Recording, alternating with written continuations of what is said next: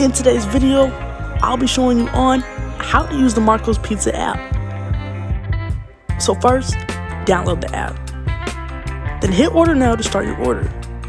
Go ahead and select your location and hit start your order. So you'll need to sign up and create an account. Enter in your information.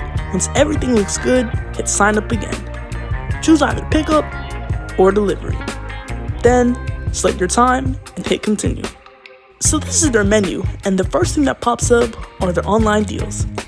So just looking at their online deals here, they're mainly large specialty item pizzas and medium specialty item pizzas. So I'm just going to scroll through and show you some of them. I'm going to go with the medium specialty pizza for only $13.99. I'm pretty basic, so I'm going to go with the pepperoni pizza. So when you select your deal, it'll give you the pizzas that you can choose from. If you want to customize your pizza, you can hit make half and half and then customize it. Now that everything looks good, hit add to order.